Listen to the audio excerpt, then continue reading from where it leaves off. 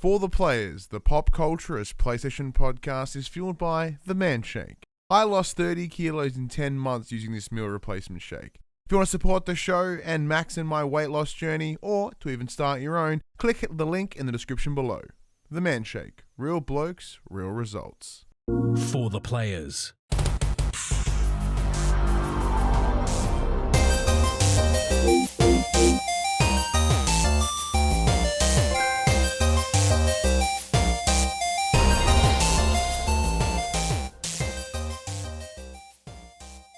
I'm Ryan Betson.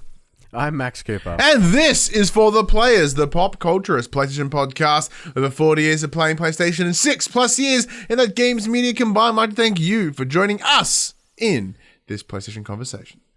This PlayStation conversation happens every Monday morning at 8 a.m. on podcast services, including Apple Podcasts and Spotify, and 9 a.m. on those YouTubes. If you'd like to take part in future conversations with us, please check out our socials. Facebook, Discord, Instagram, and Twitter. All of our links can be found in the description below. If you want to join us as the conversation happens, head over to twitch.tv/thepopcultures, where you can watch us record this show live. You can get in the chat. You can become part of the show. We also have this little pre-show ramble. We talked about milk today. That's a thing. If you want to support the show, you can tell your friends, tell your family about this PlayStation pod. If you are listening on those podcast services, be sure to give us a 5-star rating and a written review. If you are on the YouTubes, be sure to like, subscribe, leave a comment below. I endeavor to answer every single comment. And if you want to support us financially, you can. Patreon.com/thepopculturist, as well as our merchandise store, popculture.com/shop, where you can buy shirts and other assorted shit with our logos on it. How's things, Max? Yeah, not too bad. We are once again recording from the safety of our own homes because Max himself is patient zero this week. After laughing in the face of his wife and daughter. Well, wife is still sick. Daughter has made full recovery after chugging penicillin for a week. So, and now I've got the sniffles. So to prevent cross infection with myself and my fam, Max is hanging out of his place. Yeah. I mean, we can still get the job done mostly, right? Yeah, I mean, again, I don't have to wear pants, so why not? That is true. The nips down, Max is nothing. I also just woke up from like a killer nap on the couch with my kids. So if I had to come to your place to record, I would have had to cut that sweet nap short. That's true. Oh man, I gotta miss naps. I haven't had a nap in forever. Yeah, I hit it hard today. I was so tired. Oh yeah, you're battling some mad sickness. I stayed up till 3 o'clock last night to do the news, and then I just sat with a blank page in front of me for about half an hour and went, "I'll do it in the morning." I can't be bothered. I love doing this show, but it's not worth staying up that late for. Well, I'm a night shift worker, so I'm just up that late normally anyway. True. It's not like I specifically stayed up to do it. That's a good point. I stayed up playing Bravely Default too. How have you been? What's news apart from being sick? Anything happened going on? Not much. Heading to Queensland next week, which I'm after COVID kind of screwed us over a couple of weeks ago when Victoria went into that snap lockdown. The Queensland government thought that Geelong was part of Melbourne, so we got put on their hotspot zone list, and we couldn't get into the state. Yeah, the whole state got, because we all went into stage 4 straight away. As per the protocol, they went, nah, anything stage 4 can eat a dick, and locked down the whole state pretty much, preventing from going to Queensland. So we had to reschedule our flights, did all that stuff. The happy coincidence was when we rebooked our flights, it actually cost us less than what we had in flight vouchers. So that was a bargain. So what are we going to do with the rest of those vouchers? Well, we've got like $10 left on the voucher. So $10. Which is crazy because we got sale $99 fares back when we booked the first time, and we have no sale fares now, but it was still cheaper. Overall. Or it's just probably because the flight 2 was bonkers. Yeah. So that was nice. So we head off next Saturday until the following Saturday, which obviously poses some problems for us recording wise. And Ryan, you've got a wedding that you may or may not be going. Don't know when it is. So it's a Saturday. I don't know whether it's coming Saturday or the one after. I'm not sure. I have a feeling it's the coming Saturday. So that works out well. Well, not well, which means we'll have to be we might record on the Sunday. And I once again will hope to get a guest for next week. As we alluded to last week, when I reached out to a friend of the show, Padge. Aside from you, until you became the main host, he was the longest running guest here on For the Players. And he and I have this inside joke between the two of us that is that if we made a show together, that would be the ultimate PlayStation podcast. You know, shitting on everyone that makes else one that makes one, but for us that makes us chuckle. So that would be the pitch. Next week will be the ultimate PlayStation podcast, as per the people in said podcast. Well, I'll actually be able to watch live, and if it's not, I'm just going to be like hanging shit on you the entire time. That is 100%. Wife just messaged me. Wedding is next Saturday. Thanks, wife. Thank you, Millie. It's handy when I'm allowed and she listens. Thank you for knowing when my friend's wedding is. Yeah, I appreciate her knowing when my friends. Yeah, it's really handy to know. Anyway, also, hey Sarah, how you doing? Yeah, so that and then because you come back on the Sunday, Saturday we'll likely record on the Sunday. So we're only going to really miss Max for 1 week. I think it'll be fine. You'll be fine. I'm going to be poolside sipping mugs and if not, I'll just do it by my lonesome, and you'll just have my rambling ass voice for an hour, and that sounds horrid. A bets and rant episode. Yeah, it'll be the shittiest kind of ASMR you've ever heard. It's me reading the news to you. What have you been playing this week, Max? So as I alluded to before, I've been playing. I dove deep into Bravely Default 2 on the Switch this week, so I'm sitting at about 15 hours played now. That game is surprisingly more grindy than I expected, being a JRPG. So for the last 3 hours, I've just been killing the same monster and over and over and over and over and over again. The story's fun. Some of the character choices are a bit interesting. There's a gentleman very early in the game who's, for some reason, really quite Aussie in this bizarre fantasy world where his quote is, "All's fair dinkum in love and war." Oh. And I kind of did one of those, oh really? And then proceeded to kill him very quickly. Yeah, I would. Yeah, the only way I would have been okay with it if he comes in, he's like, "Yeah, down." I'm like, "Oh shit, yeah." He's like, "Yeah, yeah, nah." His character, well, he's kind of like Jaime Lannister from Game of Thrones. So Get it up, yeah. He's in this gilded armor. He's got this blonde hair flowing. He's like, "Yeah, fair dinkum in love and war," and I'm like, "Nah. Sorry, can't do it." But like, see, hope I don't run into you again. See, the thing, like that version of Australia hasn't existed since like 1987. Like, that is not common vernacular. The accent, the sound of our voice, the chainsaw-esque nature of the Australian accent is very prevalent. However, no one says fair dinkum, dry as a dead dingo's donger. That's not a knife. No one says that shit ever anymore or at all.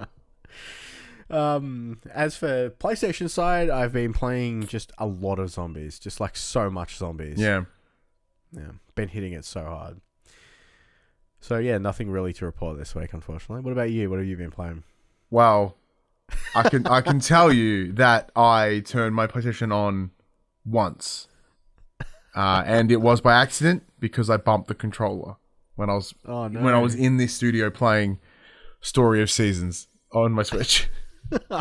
So this is once again, I know this is a PlayStation show, but fucking calm your tits, alright? I'm going to talk about it anyway. Story of Seasons, the pioneers of Olive Town is the latest release in the farming sim franchise of Story of Seasons. It's made by the same guys that made Harvest Moon back in the day. They've since gone over to Story of Seasons, as we discussed with Friends of Mineral Town. Now, I've had this game for like 2 weeks now, right? I've been very, very lucky. The preview embargo went up on Tuesday, and I did stream the first 2-3 hours of it. It is up on the YouTubes. It is up on the Twitch if you go in the VODs. I'm probably the back end of the first year in the game. So my preview thoughts are the game's fucking rad. It's brilliant. I really, really dig it. It has all the same base DNA and bones and structure of like Story of Seasons, but then you're also getting these nice influences from, you know, Stardew Valley, which itself has influence from Harvest Moon. Then My Time at Porsche is in there a little bit as well. So stylistically, it has that kind of My Time at Porsche vibe to it, with that sort of cartoony-esque art style, but it's a little bit soft and quite light in the palette. However, it's not like the thing that really bummed me out, because I like Friends of Mineral Town being the remake of Back to Nature, did have that chibi art style, and I quite like that art style. I think it works really well for farming sims, especially this one, because I thought it was quite cute in Mineral Town. However, this is not too bad. It's certainly fine. I love that they've added a lot to it, and when I say that, there is a massive range of different animals that you can have. So going back to the likes of Mineral Town, because I'm using it as an example because it's the most recent, with it being a remake of a PS1/GameCube game or whatever, it had a limited, so it was like cows, chicken, sheep. Dunskies, right? Where here I can have chicken, cows, alpacas, rabbits, goats, pigs. You mean like there's a massive range. And they've added some like nice, just minor... slice of life. Is a slice of life the right term? No. Quality of life. Quality of life stuff. So rather than having to go and purchase a coop and whatever, like because you are, like every farming sim ever, you are looking after the farm of your grandfather. Your grandfather has passed and you've been inherited the farm. And however, previously it would just be this fucking empty, flat wasteland and you got to do stuff with it. Where here there's dilapidated buildings and you work to rebuild those buildings rather than having to build everything from scratch, which is nice. Is it, just to cut you off here, That's right. it's a nice framework that the buildings already exist, but would you have, if you had the opportunity to build them yourself, would you have put them in that same location? Probably not, but you can move them. You can move them? Yeah. Okay. Yeah, which is cool. And then, but with that though, also comes with like they'll say if there's a chicken coop, there is one chicken that's just wandering around near it, and you get to tame them. So, the chickens themselves aren't all that expensive in the game, but when you just start, they can be expensive comparative. So, like when they're like, here's this, so it's a little handholdy. Like, look, here's the coop, here's a chicken. Here you go. This will get you going in the right. This will get things going for you. That's quite nice for those that want to like jump into that. Additionally, it does have two difficulty settings. It's got like a hard, like a normal and what they call a sapling mode, which makes things a bit more valuable. Things you get a higher yield. Just all the little simple stuff that can give you a better experience if you're not really into the farming games. Now there's certain things I can't discuss, of course, but. I am still within the first year. The years do tend to repeat themselves. There's not a lot of change within them, but just more about you opening and developing and building a better system. I am having some performance issues, which is the only downside in terms of in the preview window. Like when I've overloaded my first little area with just crops and a coop, it just chugs real hard when I enter that area, which is a bummer. But that's that sweet hardware restriction of the Switch. Need that upcoming Switch Pro. Yeah, I might need that Switch Pro just for farms, just for the farm sims. But I'll have a lot more to say closer to release date. But it is everything that I wanted in a farming, everything that I want in a farming game. It's ticking all the boxes. It has the right, like, the town isn't too big. It's not all expanse and spread out. Everything's where it should be. It's all about you building up this town, and it's mad. Just to put you on the spot, how long do I have to wait before I can play it? It comes out at the end of this month, so the 23rd or 25th or something like that. So far away. So still like 3-ish weeks, 4 weeks. Yeah, because I've been watching you and a few other people stream it, and I'm pretty keen. I haven't played a Harvest Moon game since the one on SNES. Yeah, well, that's the thing. Where the fairies come in at night and jack your tools and make them gold and pretty and way better. Yeah, we'd say you have to go to a blacksmith. But yeah, no, you spot it. So the literal team that made those old Harvest Moon games are the ones making the Story of Seasons game. So if you loved them back then, you love it now. Because Harvest Moon also released a new game this week, Harvest Moon One World, and it looks like bumhole. So like they have the name, but none of the soul, none of the defining things that made Harvest Moon great. Which is a real bummer. Yeah. But yeah, and other than that, I literally haven't played my PlayStation at all. Like, not even a little bit. Nice. Like it's not that I don't want to. It's just that Harvest Moon, the Story of Seasons is bringing me in, and there's nothing drawing me there right now. Yeah. Like there's no like must play game there. We are in a bit of a lull period at the moment. Yeah. So that makes sense. It is a And place you've been- and dash the chat. and for like the last 2 months, you haven't shut up about Story of Seasons. That's true. So PlayStation Show, everybody. Yeah, that's right. It is a PlayStation Show, but it is a personality-driven channel. So therefore, we are telling you about us and what we like. And for today, it's not PlayStation. Today, it's something else. But now we're going to talk PlayStation. We're going to talk PlayStation in this section we call Inform the Players. We tell you about what happened this week in PlayStation. All right, let's talk about some... Well, I just readjust my screen really quickly because I can't read what's on it. Let's talk some new crazy patents from our friends at Sony. So in a new patent, Sony has acknowledged that expensive hardware could be considered a barrier. Who would like to people formally announce we enjoying may or its may not be games. friends with them? I'm just putting it out there. The documentation explains, quote, while peripherals such as controllers, head-mounted displays, motion controllers, and steering wheels can enrich a player's video game experience, the technical complexity and therefore costs associated with said devices can often act as a barrier to entry in terms of players accessing such equipment. It continues that even those who own multiple peripherals need to manage them to ensure they're properly charged. Quote, it would be desirable if a user could use an inexpensive, simple, and non-electronic device as a video game peripheral. The abstract concludes. It proposes a solution whereby fruit could be used as a makeshift weapons, or plates could be repurposed as replacements for steering wheels. Have you seen this patent? I have. Basically, you kind of 3D scan your everyday object and it pinpoints locations on it where it's like, well, you can put buttons here, here, here, and here, and then you can use that as a controller. Yeah, I ain't down for that shit. That's fucking weird. Look, granted, it's still better than the Move controller, but nah. Yeah, it's weird. Like, in concept, it's cool. Yeah. But in practice, probably not so much. No, because it's one of the... It's the same goes for remote play, right? Like, remote play makes sense in terms of, like, it's your screen, you press the buttons on the screen, but I can't do it. I feel my fingers are all off. They're not in the right place. I need that tactile button.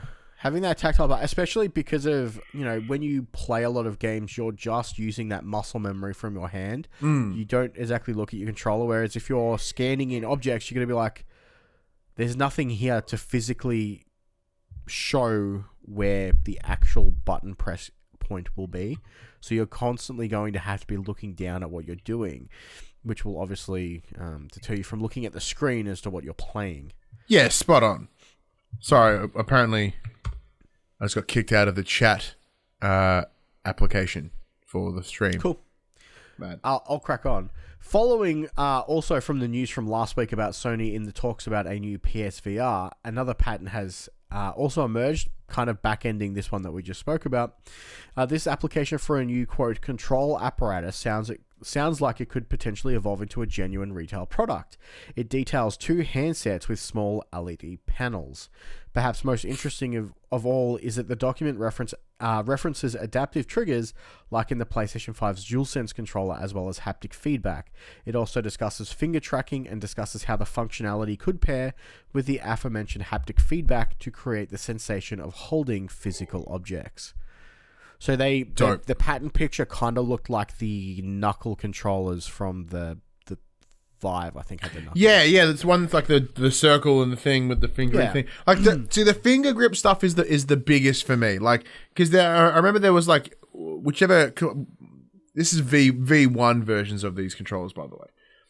There was 2 buttons on the inside and the outside of it, so they're your grip buttons. Yeah, you would squeeze them together. Yeah, that was such a bizarre sensation, having played PSVR, where it's just trigger and then it holds it until you tell it to drop it.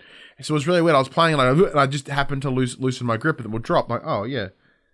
So I mean, to be fair, that's how it would work. That's 100%. I'm fumbly apparently, but that is where the future of these controllers needs to be. That is where the future of the VR needs to be, and it is a bummer that we've not got that there yet. But if it is coming with whatever PSVR 2 is going to be, that's a big thumbs up for me, because one of the biggest hurdles that we're going to have is those controllers and the shortcomings that come with them. Like, it does really kill the immersion of the VR experience when when your controller just randomly disappears because it's stopped tracking properly. Well, yeah, because it's entirely provided by that light. If you happen to turn around and your hand is obscured by your own body to the camera, it goes, your hand's missing. And it completely breaks it because you don't feel like you're having that immersive three-dimensional space. Well, hopefully, because there's one cable that they've mentioned with all of this, which I presume is a USB-C into the front of the PlayStation, that may not even need a camera. Yeah. Like maybe it's doing some of that sweet Quest shit. But obviously it's still cabled. Because the Quest Link cable's USB-C, I think. Yeah, so the cable itself isn't a problem. I'd much rather a cable because A, that's going to allow for a higher bandwidth in terms of having gaming stream to your face. That does reduce any potential lag times or lag issues, especially if you're working within a wireless space. I don't have an issue with one cord at all. And if they can then have a set of controllers that aren't connected via a camera that can work in any actual three-dimensional space, then everything's coming up Millhouse. I'll jump into the next one because there's a bunch in this section, so we'll just spread the love. There's heaps in this section. The movies and the TVs. Over on the PlayStation blog, Sony has announced that it will be discontinuing movie and TV rentals and purchases on the PlayStation Store from the 31st of August 2021. You'll still be able to access the content you have purchased previously, but beyond that date on the Wait, what? You're still able to be able to access the content you purchased beyond that date on a PS5 console, PS4, and smartphones. However, the media in question will no longer be part of Sony's digital offerings come September. So you can still use it after this date, but you cannot buy new stuff. Sony states this is because the market has heavily shifted towards subscription-based streaming services. And they've said, we've seen tremendous growth from PlayStation fans using subscription-based and ad-based entertainment streaming services on our consoles. With this shift in customer behavior, we have decided to no longer offer movie and TV purchases and rentals through PlayStation Store as of August 31st, 2021. Makes sense. Max, is this going to affect you at all? No, I don't think I've ever purchased or rented a movie or TV series from PlayStation because I am one of the many people who have subscribed to every single streaming service known to man. Yeah. It certainly affects me for one reason, and one reason only. It's AEW pay-per-views. So are they not through a third party? I can get them. I can get them through Fight, but Fight does not have any supported app on any of the consoles. So without that dedicated app, it's bullshit to get it up through the browser, and it's trash. So okay, well, I wonder if because that's a specific thing, if that's going to be affected. I would say it's not because technically it falls under live events in the same way that you know how people they advertise for the UFC, so you can watch the UFC match through your console. Same concept, same idea. So it is a live event through it. And with the pay-per-view coming up on Monday, I'm curious to see whether it's going to be on the PlayStation Store. I haven't checked yet. Because it is like $15 Australian cheaper to get it through the PlayStation Store than it is through Fight TV. Wow. So I have made the decision like recently be like, nah, fuck it. I'm just going to go through at least the PS Store. But without, and it's cool. And I guess for the majority, like I'm such a specific case here. For many, many people, they don't have, they for movies, they use Netflix. For TV, they'll use Amazon. You mean like they don't need that service anymore. And the licensing fees alone, unless they're Sony Pictures movies, is likely a lot. And it's an expenditure that they could put somewhere else.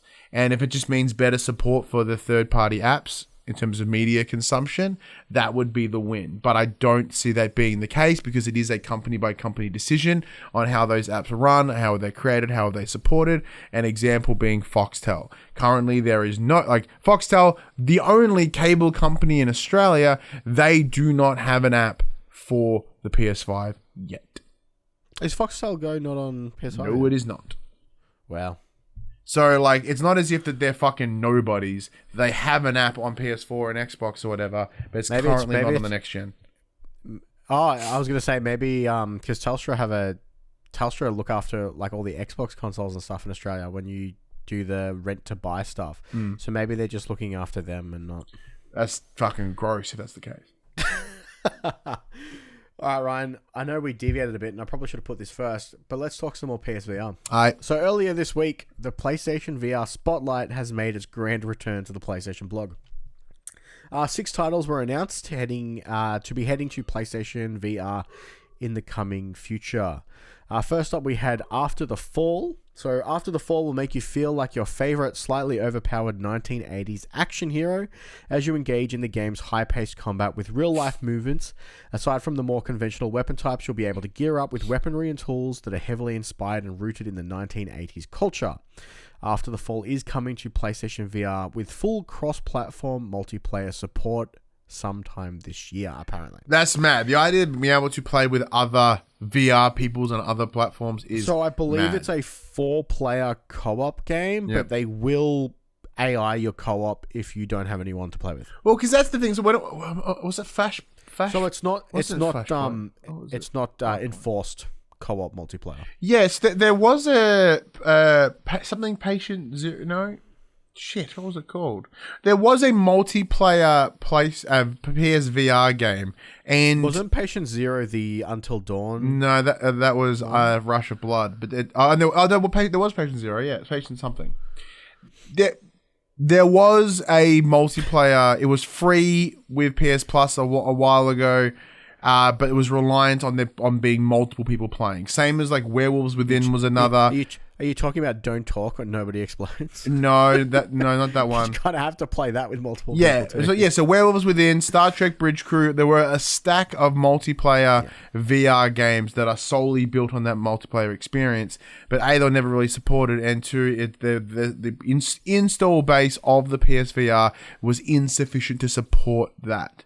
So to allow for cross play and cross platform setups, you that is a big win in order to increase the player base for VR related games. If this is something that's continuing moving forward, fucking A. Next up we have I Expect You to Die 2, The Spy and the Liar. Quote, we are thrilled to be coming back to PlayStation VR with the sequel, Project Director Charlie Amos says.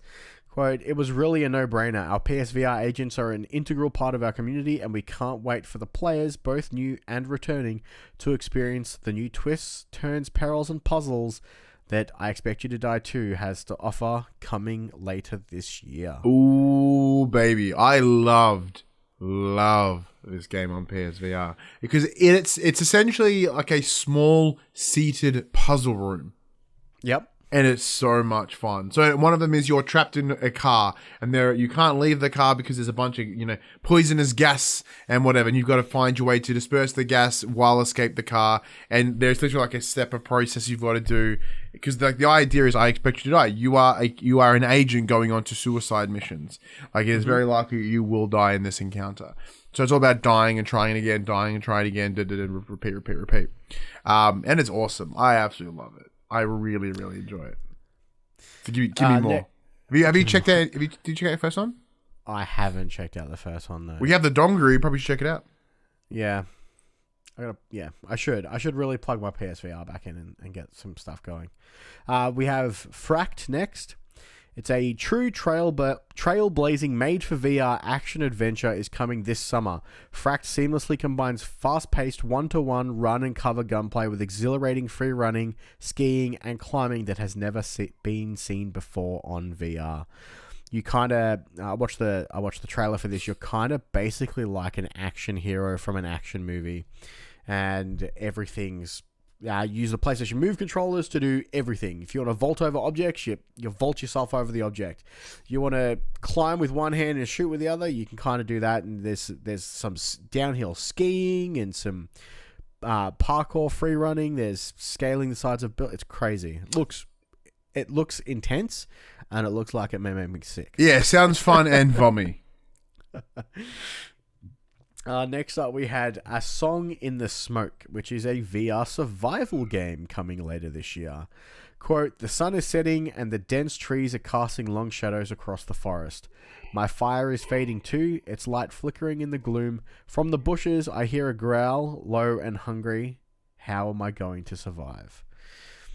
So it seems like your typical survival game. You can't... from what I saw in the trailers and some of the still shots, you're kind of like in this forest.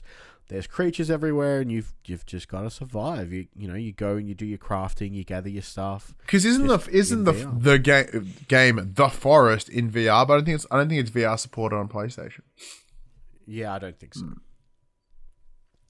So I guess if you want that, you can get that here, I guess. Yeah. Next up, we have Doom 3 VR Edition. So Doom 3 VR Edition features Doom 3 and its expansions, Resurrection of Evil and The Lost Mission, retooled for PlayStation VR technology. Uncover the secrets of the UAC's unholy experiments, encounter uncanny monstrosities in claustrophobic environments. All the big words that I want to see when I'm playing a VR game. Wield an arsenal of iconic and even otherworldly weaponry with new textures, shaders, and sound effects as you survive against the forces of hell across 15 hours of heart-stopping action, releasing March 29th on the PlayStation 4 and is backwards compatible with the PlayStation 5. I did see this, and I did Doom see... VR. Pardon? Doom VR this month. Well, and it has aim controller support. Excuse me. This is good because Doom VFR wasn't very good at all. Yeah. This could be cool. Like by using a game that like quite an older game, like obviously Doom 3 back on whatever, it does have the ability to run better, be better, and if you're interested, I will hunt down our code for us. Yeah, well, it's supposed to have aim support. So, my aim controller. What aim controller? I don't believe you have an aim controller. And the biggest one for me personally, Zenith VR MMO. So Zenith is a VR MMO that marries a colorful open world with adrenaline-pumping action-adventure gameplay. It's kind of looked really sweet. They're touting that in Zenith you can climb anything. You can use your hands to climb up the sides of skyscrapers or giant cliff faces, discovering secret areas and searching for hidden treasures. Although you have limited stamina, which will increase as you explore the world, so you will need to plan all your ascents carefully. So I'm picturing like a Zelda Breath of the Wild-esque. You can climb anything, but you're restricted by your stamina. But in VR, it's an action RPG VR MMO. I could not find any more information on it. I don't know if it's coming this year. I don't know if it's coming soon, but I want it. It's gonna be cheesy. It's gonna be janky. It's gonna be all the things that sometimes come with the VR space. But I am down. That's the dream. But yeah. with great VR. See, the thing that I'm finding fascinating, right? All these, like, granted, this showcase is brilliant. It's six VR games that should get you excited to pick up your VR again, and they've been doing this the last couple of years because VR is, pardon me, although it has been reasonably supported, they do still have these moments where they go, all right, here's a bunch of games you should keep an eye out for. And that's a good thing because that obviously reinvigorates that audience, gets them re-excited to jump back into the VR space. And they're doing that here again. It's just so weird that after the announcement of the PSVR 2 is out there in the wild, not that it's coming anytime soon, but that it exists. And they're like, but here's a bunch of games from the current one. And like, we know, like, history, anecdotal, and actual data shows that people are like, I'll wait to the next one. Like the same, the amount of people that are like, should I get a PS4 now the PS5's coming? Like, have you played a PS4 at all in the last 13 years it's been out? No. Well, then don't. Because you're not going to buy a PS5 either. Because you'll be like, oh, should I buy a PS5 when there might be a PS6 in like a couple of years? It's like, to be fair, if you need a Blu-ray player, now's probably a good time to buy. Yeah, no, but I mean, like, that's one thing that incredibly frustrates me around of like just people that they're like, oh, I'll just wait for the next one. And like, if you're waiting, you're not saying you should rush out and buy shit, but it's that understanding of you are putting yourself out. Like, you're like, oh, I'll just wait for the next thing. Like, but then you're forever waiting and you're never actually getting anything. So you're in that cycle. They're like, oh, when's the PSVR 2 coming out? I don't know, probably another couple of years. Like, oh yeah, I'll just wait. Like, if you want VR, you could buy the one now. It's pretty cheap. Like, no, I'll just wait. Hate it. Hate them. Worst. But yeah, it's still good. Like, for those that do love VR, they get that little bit of wind off time. Like, oh, okay, maybe there is some things for me to play. This month, Max, it's pretty exciting if you like the Avengers. Now, I do like the Avengers, as we were discussing. It's the month of glow ups. I think a fair few like a lot of next gen versions, things are popping up this month, which is fantastic. So even though recently watching WandaVision has reinvigorated my love for Marvel Cinematic Universe completely, one thing that I certainly have not regained any love for is Marvel's Avengers.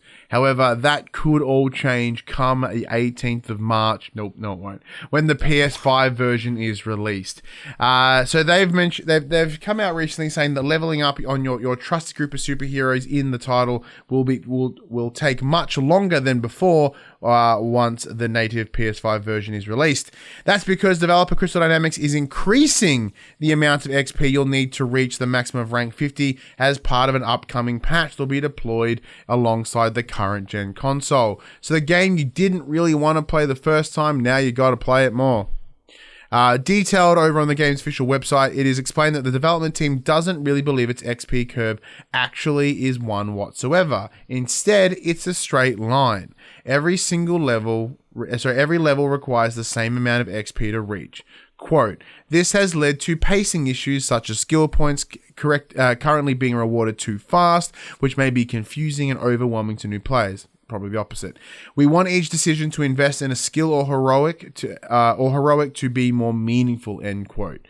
Because of this, the number of experience points you need to level up will gradually increase as you reach level 25. So that sort of exponential change, as we see with most XP systems.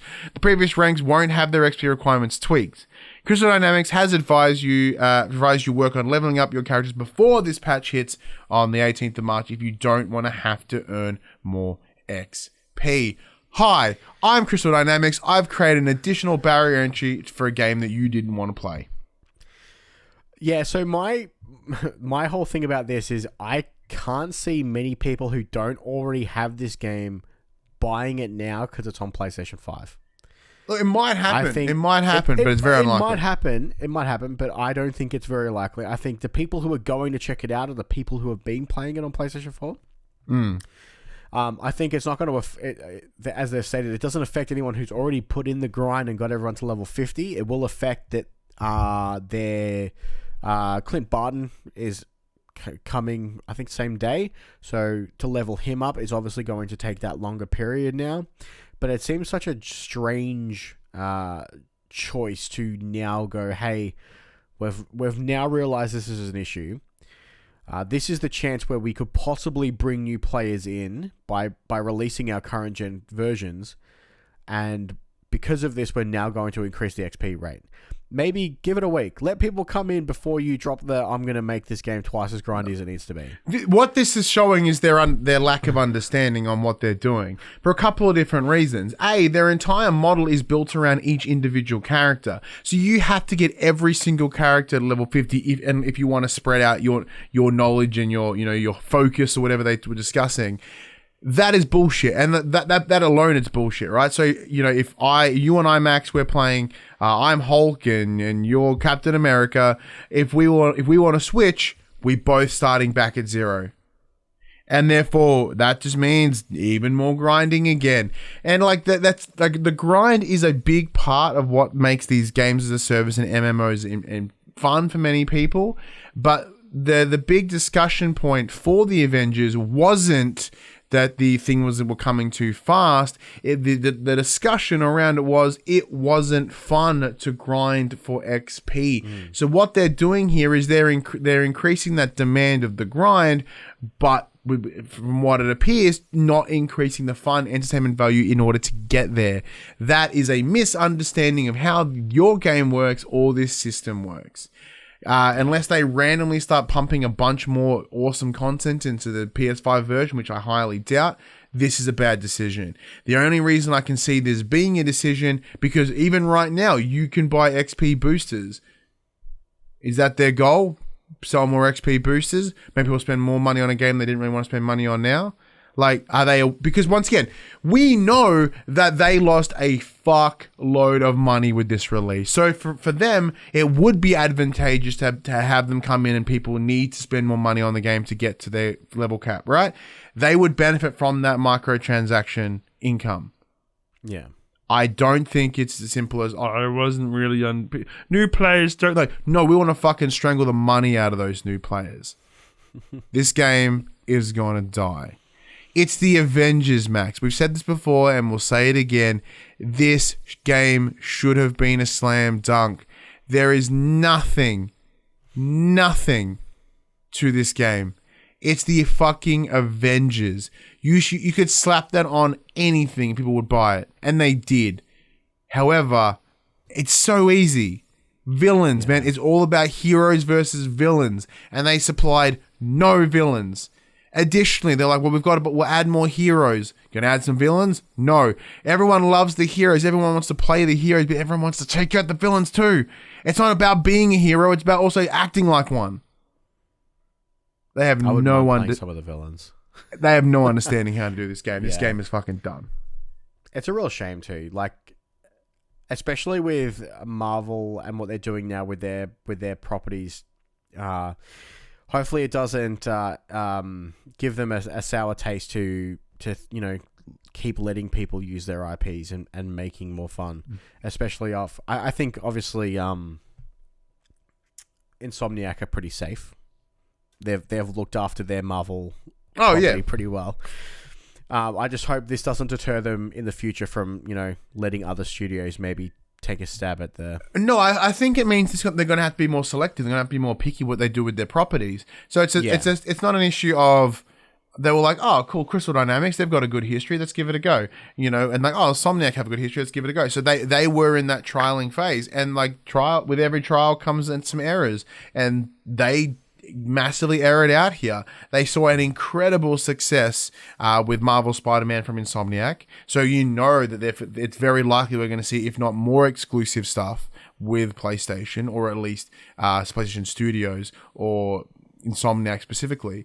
And then we had Ultimate Alliance, which did okay, but not as well as it really could have or really should have. Like, locking it to the Switch was a rough decision, and I think that paid off pretty negatively for it. Yeah. Because Ultimate Alliance, in many ways, is better than Marvel's Avengers. I can agree with that. So yeah, they have no idea. Like, not Marvel. They just threw a bunch of hats in the ring and saw which one's caught up. But Crystal Dynamics have no fucking idea what's going on. I don't make games, so I can sit here on my little my high horse, be like, yeah, but they fucked up. And they're trying to recover that PR, try that goodwill. Complete wrong way to go about it. Let's talk about London studio, Ryan. So the question on a lot of people's mind is what's the British-based first-party developer up to these days? So rumors were they were working on a Horizon VR spin-off, but the speculation has seemed to have disappeared from that. We spoke about it a couple of weeks ago. But one thing we do know is that the developer believes that its next project has, quote, huge potential. In an interview with new co-studio heads Tara Saunders and Stuart White, they shed a little more light on the team's culture, history, and ambitions moving forward. Quote, I want us to dream big and realize our full potential, but at the same time ensure that there is a real emphasis on ethical and sustainable game development practices, Saunders said of the studio's goals moving forwards. Quote, we have super strong values in place that mean we should be keeping in mind the importance of inclusivity, balance, and team spirit on a day-to-day basis. Our next project has huge potential, and we want to leverage that to the max by empowering the team to thrive and deliver a top-quality game. So when we spoke about this a couple of weeks ago, there was rumblings on some forums stating that London Studio had removed all VR stuff from their website. I wonder what they're actually working on. Yeah, I don't know. See, like, it's one of those weird because, like, things. Last week Sony's like, we're doing PSVR 2. Is London Studio working on something for PSVR 2, and they're just kind of throwing everyone in the dark, or are they working on something non-VR related? What I'm personally hoping this is a hugely ambiguous story with not much information. What I'm really hoping is, Sony London made the Getaway. Yeah. That would be dope. Bring the Getaway back. Will they do it? Probably not. But like that would because really Blood and Truth is kind of essentially Getaway 3 sort of. Yeah. So like they've gotten that part. I don't know. See, it is vague because like I like the idea of a studio that did VR stuff. Like, yeah, they're not going to see a lot of return and a lot of sort of money in the. They're not going to be in the black half the time, right? But they should still that it shows a lot of support and dedication to that piece of technology. I mean, the fact they've removed all their PSVR stuff on their website leads me to believe they're not doing VR stuff anymore. Because if they're working on VR 2, you want to be like from the guys that made you this on old VR. But if they're like, oh, we've scrubbed everything. Yeah. I don't know. Do you have any speculation at all? No, I would like to. I'm in the similar boat as you. I think keeping them as a VR studio would have been good. Despite the fact that, like you said, they may not, be running at a profit because they have that backing behind them. It allows them to flesh out their catalog and really support the device. So it'll be interesting to see. I look forward to seeing whatever it is. So I just realized there was something that we forgot to do at the start of the show, Max. Oh, really? We forgot to do our Get Less Fat update. So, as you would have seen at the start of the show, Max and I are both on weight loss journeys using a product called the Man Shake. The Man Shake is a weight loss meal replacement shake that I used to lose 30 kilos back in 2020. Max, you're kicking it off at the start of this year. Mm-hmm. You're in your week, 11, 10, 9, somewhere around there now. 9, I think. Yeah, now I presume with you off being sick this week, you didn't really... I did not shake. It's really hard to drink really thick liquid. Yeah, when you're all clagged up. It doesn't. But I still lost just under a kilo this week. Yeah. So just having healthier eating habits, and I'm doing a lot more walking, both at work and outside of work, has just helped. Yeah. Like just making better choices. Well, cause that's one of those things. Because it's working better for me. With this shake, I've used it as it's not a diet; it is the thing to aid me on changing my life, which is what it did. Like it started as like the thing to help improve my diet and make my diet better, and then get to a point where it's going to instill correct lifestyle choices and break habits and put me in a space to win rather than be constantly shit. Yeah, and it looks like it's doing the same for you. So even when you do get better and you return to it, you're at that point where you start breaking habits and you're coming up better and you're not doing bad things. I myself have just been a bit more gym this week. I think like 4 out of 5 days of the gym so far, and I'll be going again this evening. There's an app that I used, was recommended by a friend of mine. It's called Heavy, Hevy. And what you do, so you do your routine in it, and you put it in, and then it will compare the weight. So at the end, like you've lifted or moved the equivalent of X. Yeah. So here I was like, oh shit, all right, I've done X amount. Oh, it's the equivalent of a van. That's pretty cool. So I go to my friend at work, and I'm like, hey, how did you go? And she's like half the size of me. She's tiny. She's like, oh, I lifted a yacht. I'm like, for fuck's sake. In here I am lifting freaking rickshaws, and she's like, oh, I just lifted a fucking helicopter. I'm like, god damn it. I mean, that's pretty easy. Helicopters fly. That's true. Can't be much weight to that. Yeah. And then so my Paris, a friend of mine who I also work with, his son has joined the same gym as me as well, and he's jumped on the app too. And then he pops up after, he's like, oh, I just had my first session. And he goes, you lifted the equivalent of a T-Rex. I'm like, for fuck's sake. Oh, what bastards. What absolute bastards. All right, well, there you go. If you want to join us on our weight loss journey, support our weight loss journey, or maybe even start your own, there is a link in the description below. That's bit.ly/FTP Manshake. Go in there, see some of the sales, jump on it if you're interested. You have no pressure to do so. Just by clicking the link, you're doing us a massive favor. So it's a good place to start. And I said, Max is like, how many kilos you at now? 10 and a bit? Just shy of 10. Yeah. Just shy of 10. Yeah, just shy of 10 kilos. Yeah, I'm like pushing over 30 kilos lost now.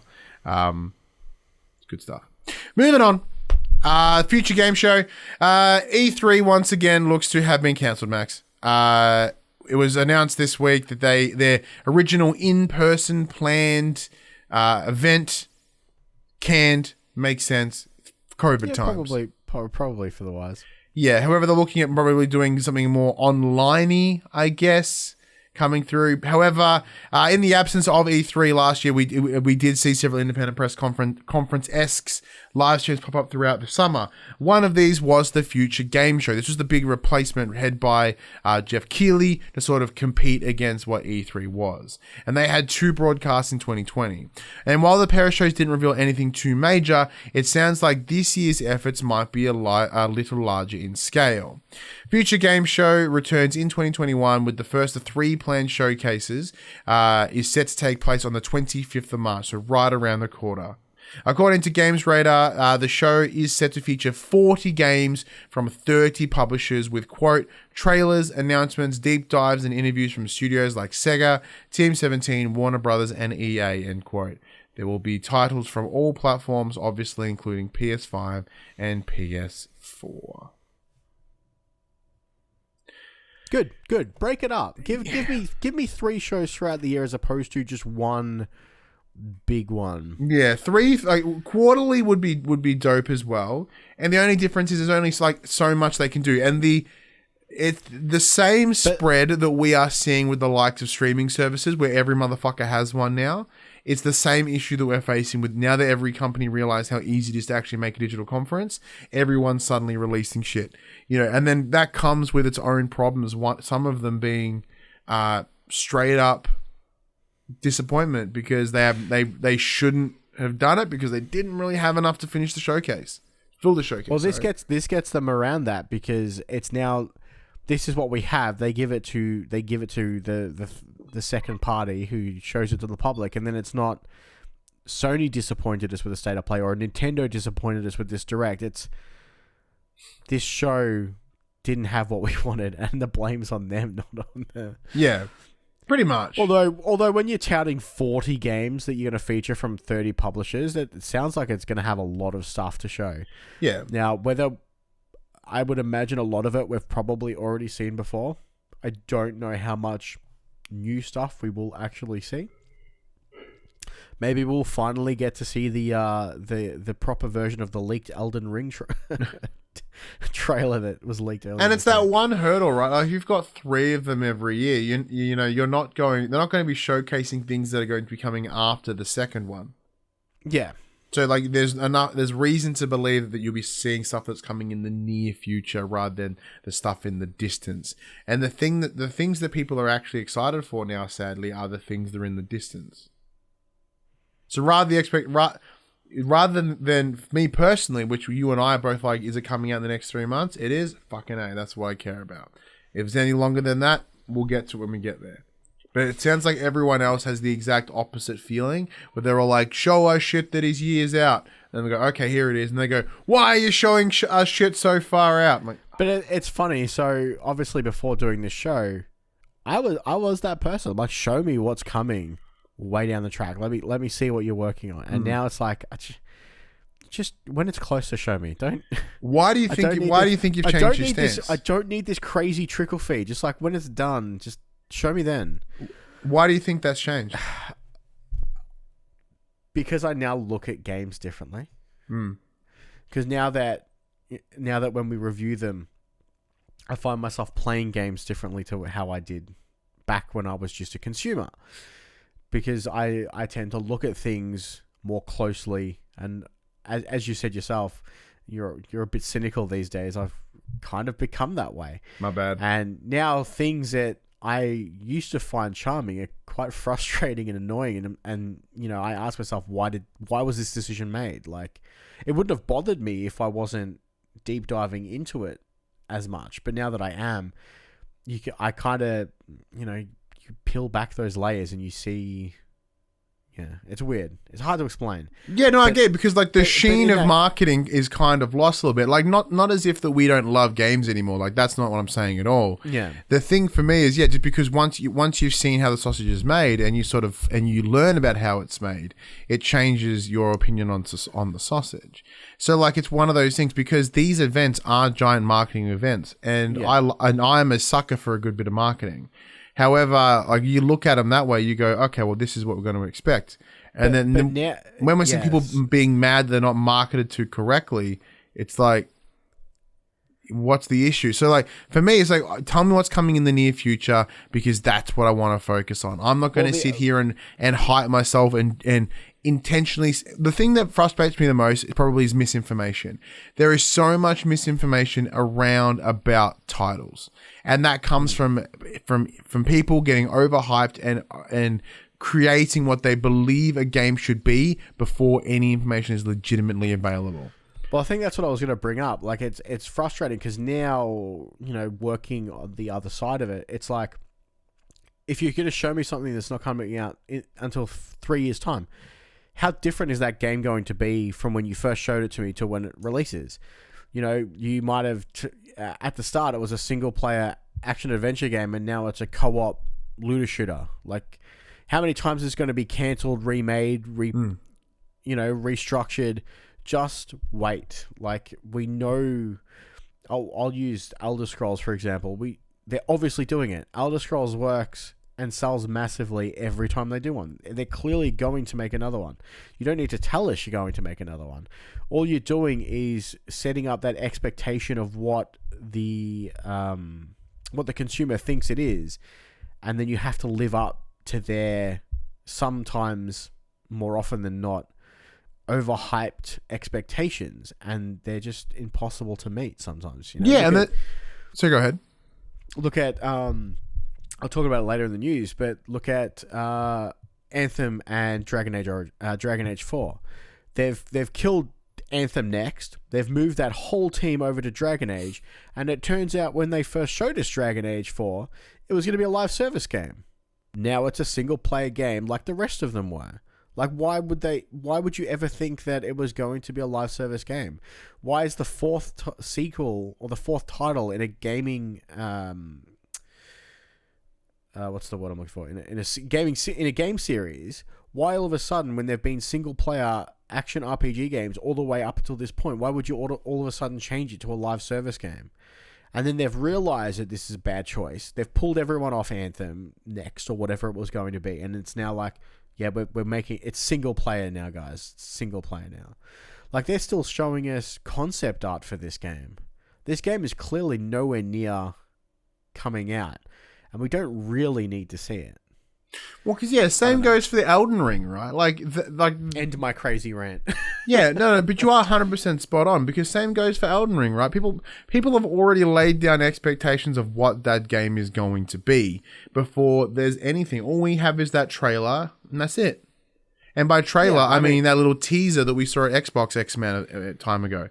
Same goes for the Elder Scrolls and Starfield and any of them. Like and even Cyberpunk had the exact same approach. People were like, oh, it's going to have this, it's going to have this, it's going to have this, and it had none of it.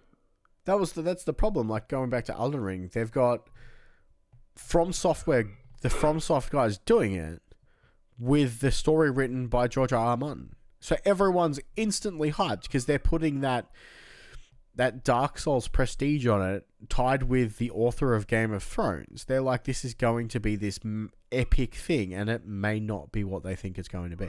Mm.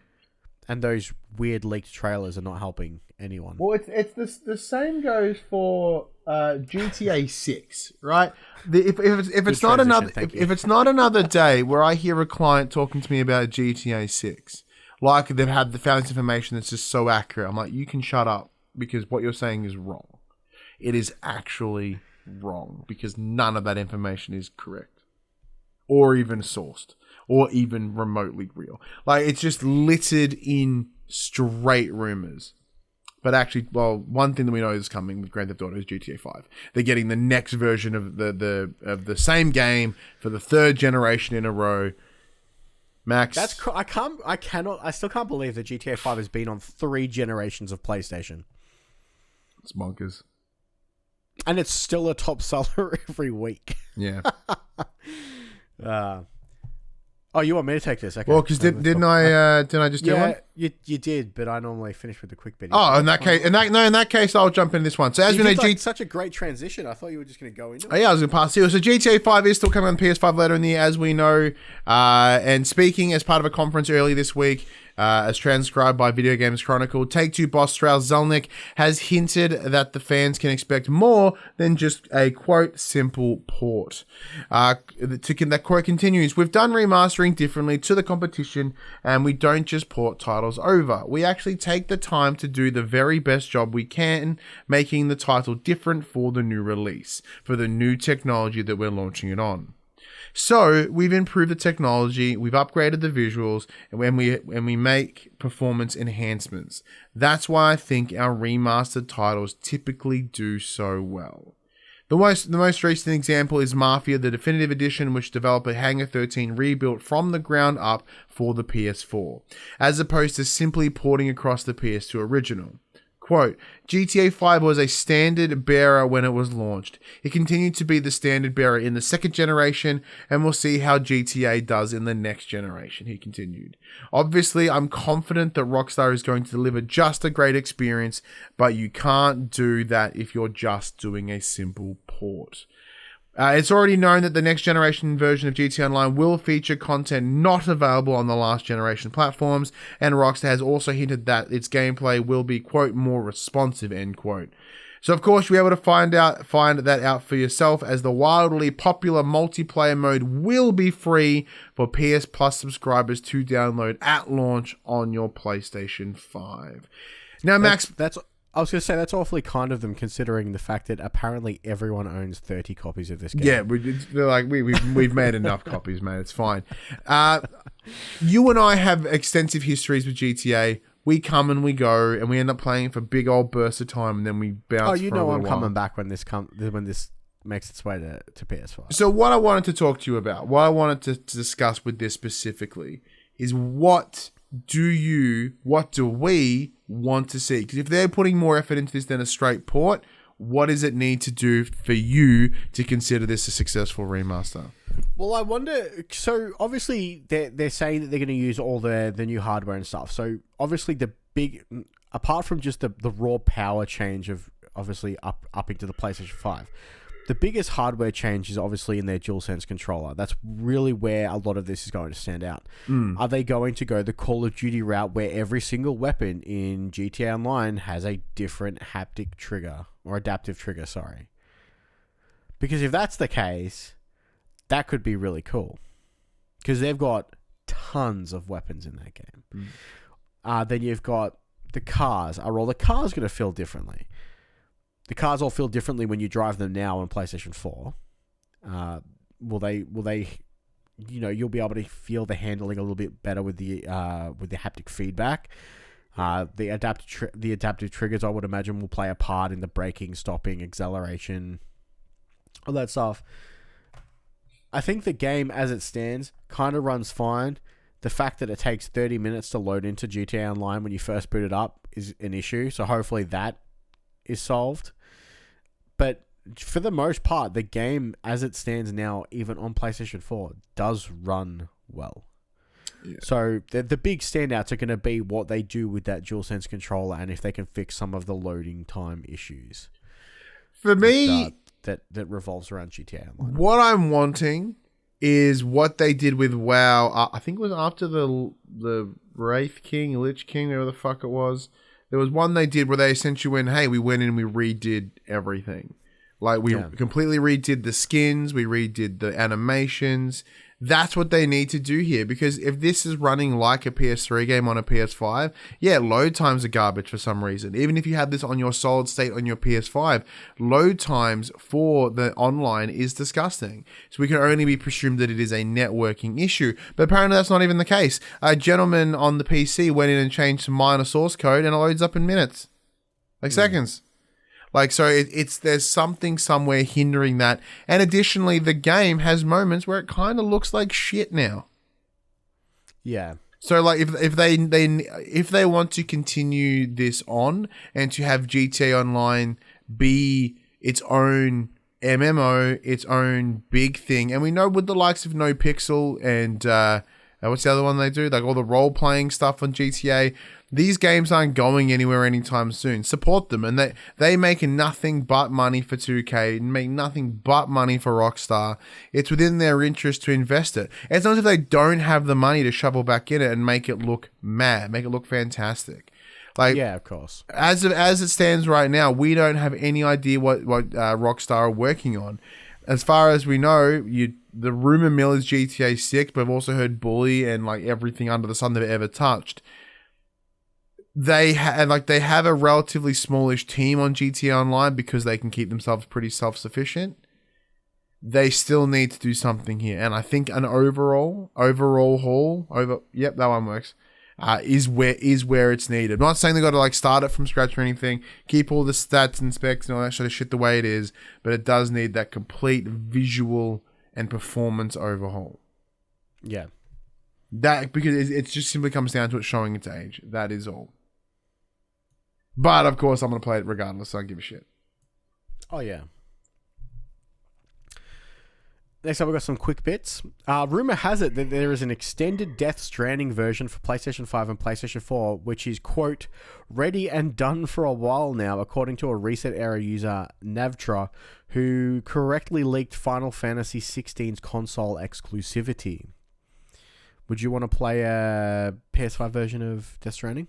Apparently it has extra episodes in for content. If I don't have to play the whole thing again, I can just play the chapters. Shit, yeah. Most because like even though I love Death Stranding and was my game of 2019 or whatever, I don't see myself running through it again. Yeah, it's not one of those games that you can kind of just zip through. Yeah, like you've got to commit to it. And I loved it. If I can just come back in and go, here are these extra chapters. If I could replay the game and not do that snow section, that'd be great. Yeah, fuck the snow. A report from Bloomberg, which states that the upcoming Dragon Age title is now set to be a single-player experience. This change in direction has only taken place, quote, in recent months, which suggests the game is still a way off from release, which I mentioned before in my rant. Hogwarts Legacy lead designer has left the studio amid public backlash in the recent weeks.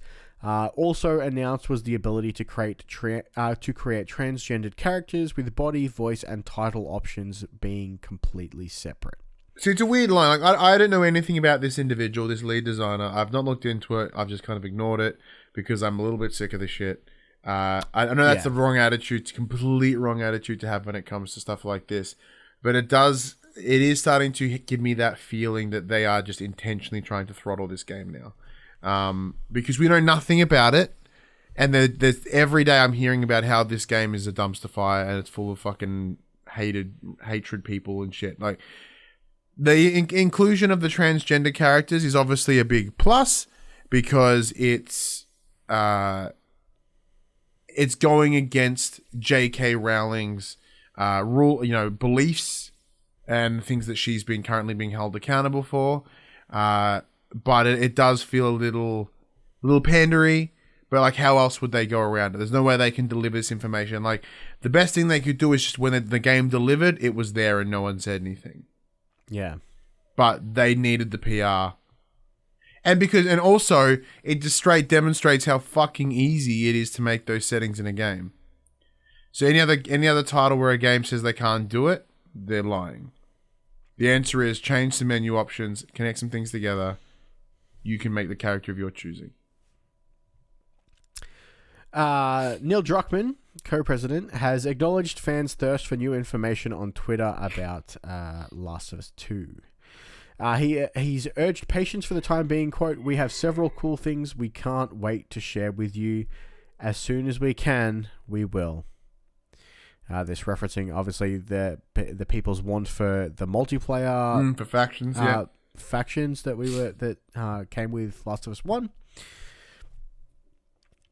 Also, speaking of Naughty Dog, turns out Tom Holland has described his performance as Nathan Drake in the Uncharted movie as, quote, a mistake, and something that I will probably never do again.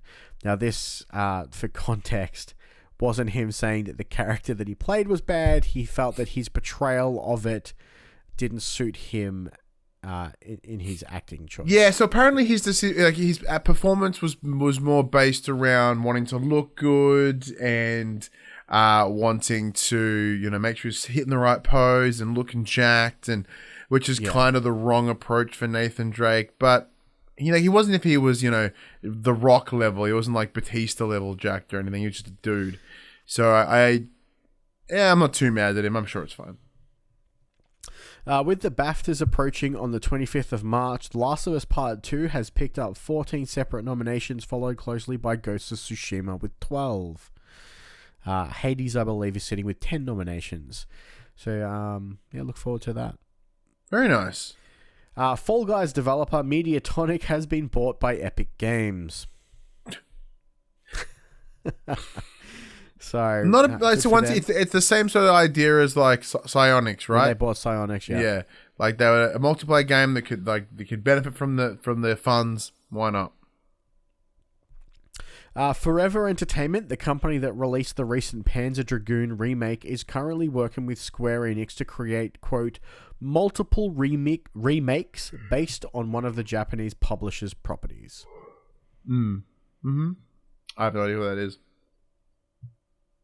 You know who Square Enix is? Yeah, but not Panzer Dragoon. Yeah, it's a very old school game. I wasn't a huge fan. Very much. I have no idea what they would do. I don't even know what I would want from Square's back catalogue because it's, massive. But yeah, so that would be the best thing though, because it does sound as if that leads to some incredible potential around what games they could head into. Yeah. Which is mad. And then lastly, following on from last week, Google has told Games Radar that Video Games Chronicles report on cancelled Stadia projects, including a title by Hideo Kojima, is, quote, inaccurate and reported hearsay as fact. It added that it doesn't have anything, nor has announced anything with Kojima or Yu Suzuki. Sick burn. Yeah. Fair enough, I guess. I thought I'd add that in since you added in the story last week. Yeah, well, I liked the story, and the story's like, it was wrong. Yeah, that's fair. Yeah. All right, here we go. Here are the top 10 best-selling games. Just quickly, sorry. The one last bit that I want to throw in that I didn't put in. The developers behind The Sinking City have currently DMCA'd their own game because the publisher illegally purchased a copy and then uploaded it to Steam for sale to the general public. Because they're currently in a lawsuit in France. The developer and the publisher, there's this really weird rights issues to the game. Basically, the publisher got a version from another platform and then uploaded it to Steam, and then they DMCA'd themselves to remove it from the Steam storefront so people couldn't buy it because it wasn't a complete version of the game. Hot damn, that's awesome. And this game just re-released on PlayStation 5 like a week ago or something like that. So it's just a hot mess at the moment. Well, I remember hearing about like their little tuffles a long while ago. So friend of the show, Zach from Well Played, I remember there being a discussion with him about Sinking City because this is something I think he wrote an article this week that's absolutely fantastic. Yeah, so like back, yeah, because he somehow he knew. He goes, "Hey, keep an eye on." This was a couple years ago, a year or so ago, 2 years ago. He's like, "Keep an eye on Sinking City. Something fascinating's about to happen." I'm like, "Yeah, sure, dude. Yeah, what's that? Yeah, whatever." And then, sure enough, all this shit started. I'm like, "Oh my god, Zach, you know shit." And coming from Puck from the chat, the Island of Tsushima have named the developers of the Ghost of Tsushima as permanent ambassadors. They have. How mad is that, by the way? That's good shit. Hang on, this is handy. Okay, well, my chat's not showing me any of Puck's things, so you're gonna have to help keep an eye on the chat, Max, because I'm not seeing any of it. Yep. Top 10 best-selling games for the PS4 for the week are as follows. Number 10, NBA 2K21. Number 9, GTA, Gran Turismo Sport. Number 6, Little Nightmares 1. Number 7, God of War. Number 7, Tekken 7, which was a whole $7 this week. Number 5, which was Little Nightmares 2. Number 4, Grand Theft Auto 5. Number 3, Call of Duty Black Ops Cold War. Number 2, EA Sports FIFA 21. And coming in at number 1, which had a nice little boom up from last week, Persona 5 Strikers. Picked it up yet? Oh, no, you opened for Bravely Default to Smash A. Bravely Default to Smash first.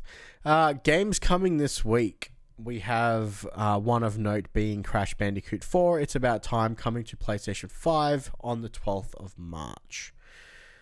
That it? There is nothing else. Yeah, get fucking excited for this week. It's something. I'm just going to play more Story of Seasons, alright? I'm just going to play more Bravely. I should point out, at the start of the show, I have played some other games. I downloaded, I purchased a 1-month subscription to EA Play. So I played Madden 21 and I played UFC 3 against friend of the show Cass, and very quickly got my ass handed to me in both games because it turns out I cannot play sports games to save my life. And it's not Cass being good? I mean, maybe. I think he cheated in UFC. He got some bullshit hits that just instantly knocked me out. Yes. But, sure. Seems a little unreliable. Seems like a bit. I mean, the current standing is 4 wins to me, 11 wins to him. So, I just suck, apparently. He keeps whinging that you refuse to play him in MLB The Show. Oh, yeah, because I'm trash and I like to play by myself. Don't we all? Yeah, and I'm not a big multiplayer guy, man. It's pure simple. Anyway, thank you everyone for joining us on this week. Obviously, not a big week. It's not a lot to chat about. But yeah, so Max will not be returning next week as he is off on the holidays. I'll be either here with myself, or maybe I'll have Padge, or maybe I'll have someone completely different. Who knows? All I know is that I'm going to have to do the news next week, and I'm not looking forward to it because that's the best part about it. Max does it for you. No, that's right. It's me complaining. No, seriously, I'll still do it. I don't mind. Sick. I'm still going to be here on Friday anyway. Then that's a win. Look at Max still doing his job. Yeah. Max, send us on home so I can go play some Story of Seasons. This PlayStation conversation happens every Monday morning at 8 a.m. on podcast services, including Apple Podcasts and Spotify, and 9 a.m. on those YouTubes. If you'd like to take part in future conversations with us, please check out our socials. Facebook, Discord, Instagram, and Twitter. All of our links can be found in the description below. If you want to join the conversation as it happens, head over to twitch.tv/thepopcultures where you can watch us record this show live, where you can join the show, join the chat, and become part of the show. If you want to support the show, you can tell your friends, tell your family about this PlayStation pod.